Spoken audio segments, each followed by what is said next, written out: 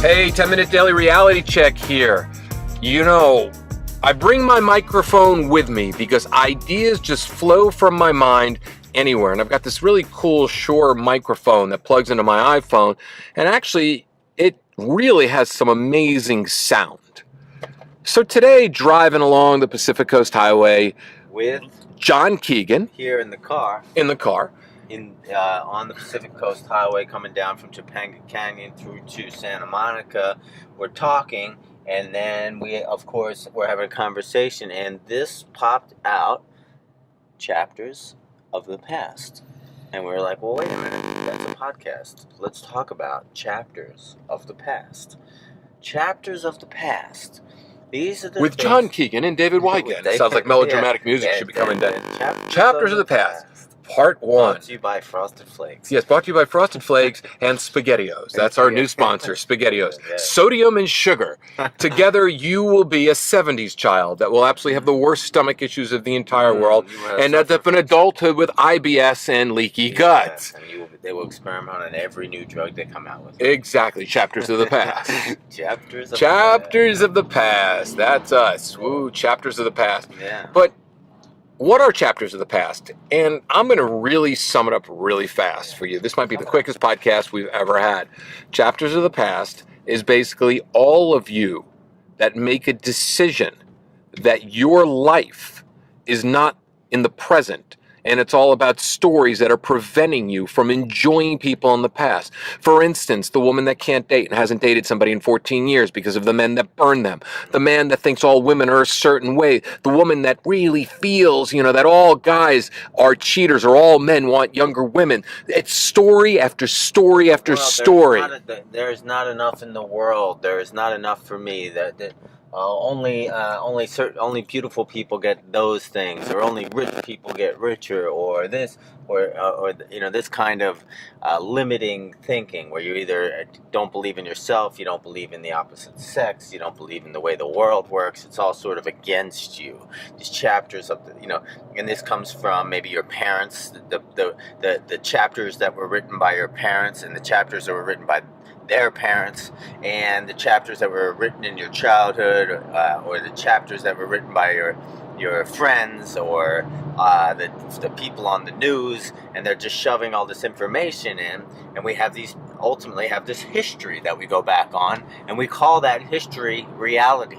Well, chapters of the past actually lead to paralysis of the present. Oh. Because what happens is you're so paralyzed in the present moment, so you can't act upon things.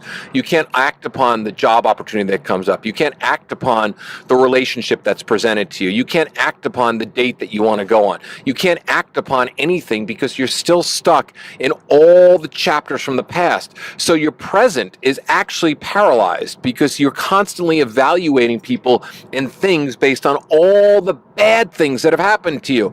You see, when I look back on my past, I write my past the way that I want to write my past because it's history, which is my story. So I choose to write my story the right way. There's no villain or victim in my story. My past is exactly my past. I was an asshole when I was an asshole. I was definitely victimized when I was victimized. I brought on being a victim. I brought on certain things, but every decision that I made in the past is a decision that I made consciously, whether I was unconscious or consciously aware or whatever I was, motivated by at that time. It was my decision. So you know what? I own my past, and that's the way you write your past. So when I meet somebody new, I'm not thinking about making the same mistake again. I'm thinking to myself, this is a new opportunity. Allow me to take this opportunity now and evaluate it, not on what happened in the past, because my past story could be past stories about relationships. It could be past stories about all the houses that I didn't buy. Yeah. It could be, about the money that I've lent out to people. I mean, there's a million stories I can have. Health. I mean, so many things, and it's not worth doing. Look, I know why. Let me finish this point, and then I'm going to let you ramble. Yeah. Because I know you're going to ramble. I know why I never bought a house in L.A. Remember I always told you I should have bought these houses in L.A.? I should have bought, and you've been living here for a long 15 time. years. Do you know why? Why? Because I was never committed to L.A. I never wanted to live here. I never wanted to give my commitment to it. Why? Because I thought the other day when I went up to Seattle and moved there, I bought a house within 3 months. I was committed to being there. A house in Seattle? Huh? I didn't know that. Committed to being there in 3 months. Yeah. Why? It rains all the time. Didn't matter. I liked it. I felt good. I felt Really? at home. You liked Seattle? You think I would like it? I liked it. felt at home, right? Yeah. Then when I moved to Boulder, Colorado, and that area, I bought a house in Boulder County after 3 months of nice. being there. Do you Very want to know nice. why? Because I felt committed to being there. Was In it a Los woman? They're both times with the women, but it didn't make a difference or not. I've had women in LA and I never bought a house. In LA, I was never committed to it because I never felt 100% fully in my creative flow and never felt 100% at home here. So I realized this the other day when I was thinking about, because I would tell my past story about how I didn't buy relationships and I would to buy houses. You can't buy relationships, well, you can. But I remember... Yeah, I was seeking exactly. But I remember like driving around neighborhoods and seeing these houses, and I always had a story. And I had to go back to where I was at that moment, and I caught myself back in a feeling, and I realized I didn't buy these houses because I never felt committed to it, because I never really thought I would have a child. And now I have a kid. All I think to myself now is, I wish I bought that house. I wish I bought my house because... my daughter, I want my daughter to have the grounding roots of a backyard. I want her to have a room for a long period of time. I want her to be able to paint certain things. I want to be able to put markers on the side of the wall where she's growing. But there's also that gypsy soul and that gypsy spirit, the wild child in me. Yeah. When you're a wild child, you don't really want to lay roots because the wild child always wants to have an adventure. Right. So I was definitely staying within my roots of who I am, and I still am staying within my roots with who I am because I don't have a house, but right now I want one.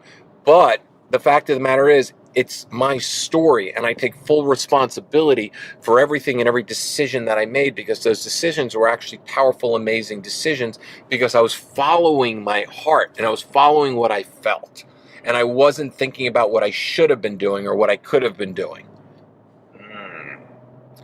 Well, that's really so when we're talking about stories and chapters of the past, we really have to say, okay, the reason we talk about them is we become aware of them. We become aware that they are stories, and the power that these stories have as we tell them to ourselves over and over and over.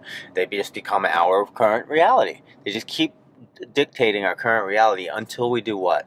Until we become aware, and in the light of awareness, darkness disappears. You turn on the light in a dark room, and all the darkness dissolves. You become aware of these chapters from your past that are creating your current circumstance, and in that moment you turn the light on, and this is a chance, an opportunity to let go of these chapters of the past. Let them go, make peace with them, whatever they were, whether you were, like David was saying, whether you were the victim or the perpetrator or this or that. It's making peace with it, forgiveness to yourself and all, so that you can now be in this present moment pure and clean and free to experience this life here and now, this beautiful, wonderful adventure that we're all on, and you can experience it now fresh and new.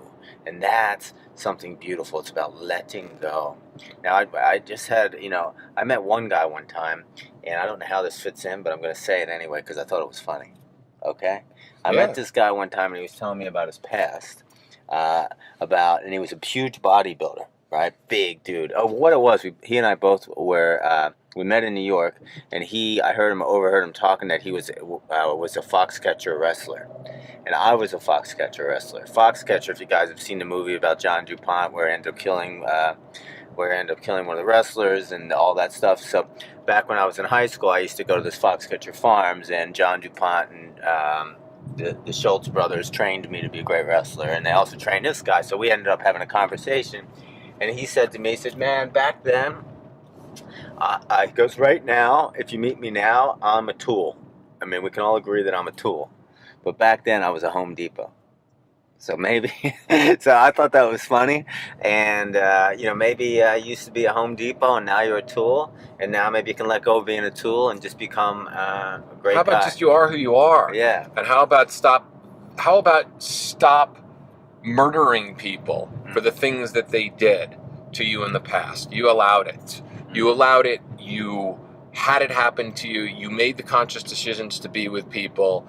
That's why I never understood people want to get their exes back. What do you want to get back? More torture? Yeah. The fact is that you chose the things in life that you chose, and you have an opportunity now to really get rid of the chapters of the past, clean the book up, and start every single day with a new slate. Every day is a brand new, clean page. Every person that you meet is a brand new person. They're not somebody who's going to do something that was done to you before in the past. Every single job opportunity, every single house, everything that you're about to experience, you need to look at it with the newness of a child, because when you look at it with the newness of a child, you're actually going to be able to create a brand new story based on your own story, based on your own experience, based on who you truly are in the moment. And not only that, you're going to see new things being created right in front of you. People are going to come to you like never before, because life is going to change before your eyes. You know, I can't stand when I hear people all the time go, I was hurt. Well, no shit. If you've lived any time in life, even a child at 7 can say, you know, I was hurt by my dad. My mom hurt me because she didn't take me to the after-school play, or whatever it is. Human beings tend to remember the pain. What we want you to remember and want you to create is the joy, because that's what every single day is all about. It's about creating joy. It's about making the decision to create happiness and joy and closing the chapters of the past so you're able to create new chapters of the present and create a whole new different future. Whew. Well, I think that was heavy. Yeah, it was heavy, but sometimes that's where we go. And I would say to you guys, I hope you enjoyed it. I hope you felt inspired by it, because that's our aim. And come on back tomorrow for more self-help that doesn't suck. Yeah, do me a favor, spread it, you know? Share it. Share it. Come on. Spread it. Share it. Share it. Spread it. Allow it. Send it to your mom. Send it to your mom. Send it to your dad. Send it to your sister. Send it to Send it to your high school everybody. friend. Send it to your ex-girlfriend. Send it to your ex-boyfriend. Send it to every single person. Send them the episode Dark Side of Inspiration. It's a great episode. Send it on. Send it on. And like us on Like us. Like us on Facebook, like us on iTunes. Love us. Love us on Facebook, love us on messages. iTunes. Send us everything. Send us money. And you know what? Maybe we'll send us money. Maybe we'll create some new chapters of the present together. All right. Excellent. Beautiful.